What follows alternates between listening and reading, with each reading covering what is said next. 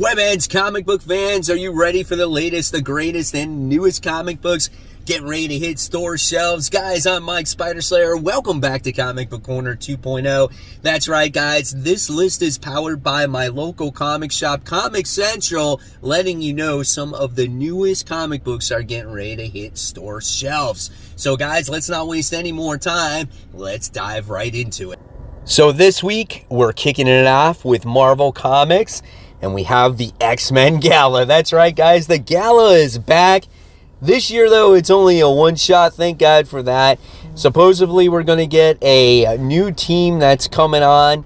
And we'll see what happens with it. We got all kinds of fancy costumes from some of your favorite heroes. So, yeah, I'm going to check it out. You know, it's only one issue. I can deal with it for one issue.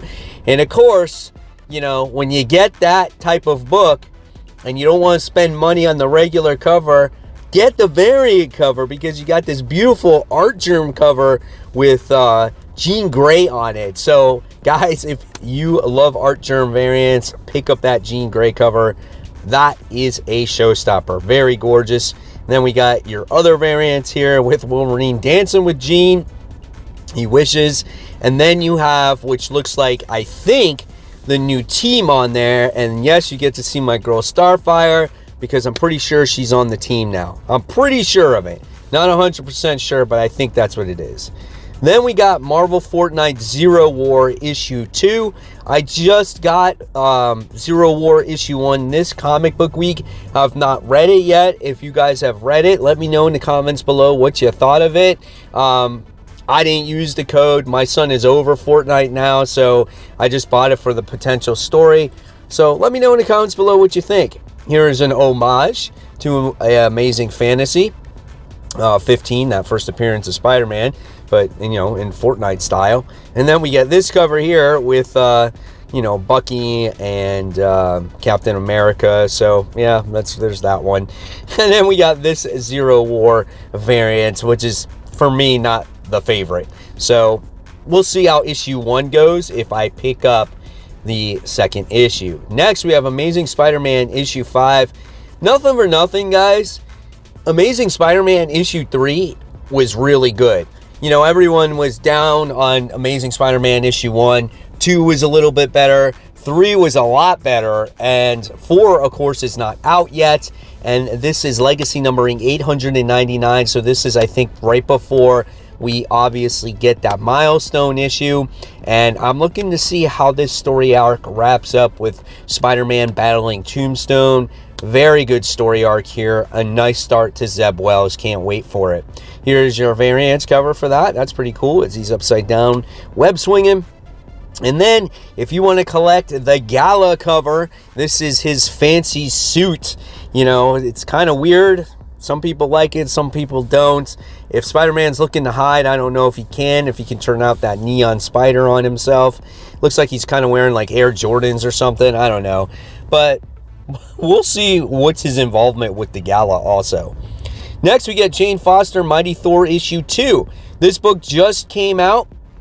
The first issue here. Still haven't read it yet myself, but obviously this is in preparation for the movie, and maybe people, you know, get hyped up about Jane Foster, so why not come out with a comic book with her in there? I think it makes sense. So here is your variant cover, which I like that variant cover. That one's absolutely cool. And then we get this one here, Peach Momoko. I think that's Valkyrie on there. And then we got this one here, which is a Predator cover. So we're getting Predator finally hitting the scene, it looks like. Then we get Captain America Sentinel of Liberty issue 2. I haven't even read Captain America Sentinel of Liberty issue 1 yet. I think that's due to come out very soon. I love the Zero issue, so I'm hoping that this will be the one that gets me into Captain America. The Falcon one was okay, but it did not have that same artwork as that Zero issue. So we'll see what happens. And then we have the Captain America Predator issue, the cover variant there. And then you got this Peach Momoko, if you're into Peach Momoko. Next, we got Ghost Rider issue 4. Really solid book, man. Very horrific, as we get to see Johnny Blaze just trying to deal with himself being Ghost Rider again. His powers were kept within him. He had a fake family, And eventually Ghost Rider has come out, and now he just rides aimlessly in the streets, and every time he comes against a supernatural creature, what happens is he turns into Ghost Rider, but he just does not have any control over anything. Very interesting story by Benjamin Percy. I love it. I love the gore, and again, that horrific feel. Here we have another Peach Momoko. Here is your third variant here. That looks interesting. Pretty cool. All right, Black Panther fans, here we go. We got issue number 7. Nice Alex Ross cover here. Looks like we got Storm by Black Panther's side, which is kind of cool. I've heard lots of great things about this series. Unfortunately, I did not like that very first issue, so I fell off of it very quickly because I never was a huge Black Panther fan. And now I kind of wish I stayed with it because everyone thinks that this is a really great series. I wish I could, catch up, but I know I wouldn't be able to. All right, and then there's your variant covers for the series. And then we have Avengers Forever issue 7. Escape from the Prison of Steves. So we have all these different versions of Steve Rogers in this book, which I think is a pretty cool concept. I mean, I got to give it to Jason Aaron. I'm not a fan of his Avengers run currently, but the creativity on this Avengers Forever run, I think it's kind of cool just because you can do whatever it is that you want, being that it takes place on all these different Earths. This is your variants cover here. And then we have What If Miles Morales issue 5. I dropped off of this after the first issue. I did not want to see any more different versions of different Spider characters. Just not into that, man. We've seen too much of it. We got the Edge of Spider-Verse. We got Gwen Stacy has one. It's just not necessary. I did not find that first issue interesting, so I am passing on this. But if you love variant covers, and you love like these action figure variants, and you like to collect that is pretty cool. I love this one. That's neat right there. All right, so next we move on to the indies, guys, and this indie comic is from Scott Snyder and Hayden Sherman.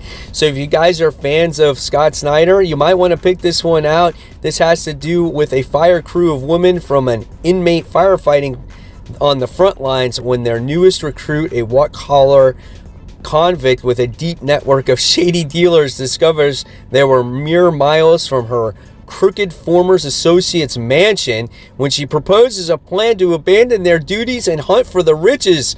Under cover of smoke and ash, the team must decide if they're ready to jeopardize their one sure path back to normalcy for a shot at a score that would change their lives. But is this a flicker or a fortune or a deadly trap? Scott Snyder and breakout artist Hayden Sherman craft an unforgettable heist for a new age in dark spaces. Wildfire. That sounds like it could be cool, man. Something definitely different. Again, Scott Snyder's books can be a little bit wordy, a little dense, but, he does make some great stories. So we'll see what happens with that one. And some pretty cool variants as well. Next, we have Public Domain. This is issue 1. So we got a new book here by Chip Zdarsky, and he's getting ready to jump on Batman as well. So it's pretty cool. Maybe he had already written this before his run on Batman. So you might want to check this out if you're a Chip fan. And then next we got a Sins of the Black Flamingo issue 1. So we got another book that takes place in Miami. So this could be kind of fun as well. Then we have the Vampyverse presents Vamp Issue 1. Torn from the pages of the hit series Vampyverse, meet the realities version of Vampirella. The Vamp, a mysterious crime fighter from the 1930s classic pulp style who could give the Shadow a run for his money. But who is the Vamp? Where did she come from? And how did she become the scourge of all things evil? And what is her terrifying connection to the cult of chaos? Join us this summer for the Titanic tale of terror, action, and adventure from the creative team behind the hit Vampyverse miniseries. Pretty cool covers, man. Yeah, it definitely takes place in the 30s. Gotta love like the Uzis and the pistols. That's pretty cool. There she's just sitting chilling with the gun in your face, right? And then this is for manga readers. This is called Manga Z Issue One, presenting an all-new collection of manga-themed adventures from around the world. So if you're in the manga, guys, this could be something to pick up, right? Foxy and Wolfie begins. All right. Then there's Bush Leaguers from Scout Comics. Again, a lot of these independent comics coming out. There's some great stories here, something for everybody. So this is the Brooklyn Bridegrooms baseball team is the shame of the late 19th century New York City. The cranks can't stand them. The team owner wants to burn the stadium to the ground, and the police want to send them up the river. Can they make a comeback, or are they history? Find out in this comedy adventure from Scout Comics. Enjoy the first issue of this nonstop title, followed by the entire story collected soon after in one volume. So it sounds like something like Major League, or it's just funny. Then we have this book called Crystal Planet Issue One, a vivid space odyssey where Satchel Walker, a man at a time, finds himself caught between desperate factions as they battle for resources in the perilous orbit of a dying star. It's music and more. Importantly, the power and the emotion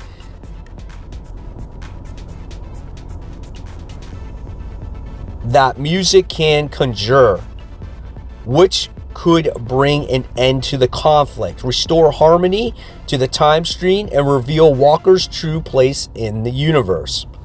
I don't know. All right, so now we move on to DC Comics, and this is DC versus Vampires Killers Issue 1. In the shadow of the new vampire world order, Harley Quinn rules the human underworld in this age of darkness. She has survived by only looking out for herself, but she might have just found the key to saving the world. So this is a one-shot. Last time it had to do with Robin. Now this one has to do with Harley Quinn. So Harley Quinn fans, there you go. There's your DC versus Vampire fix with Harley in there.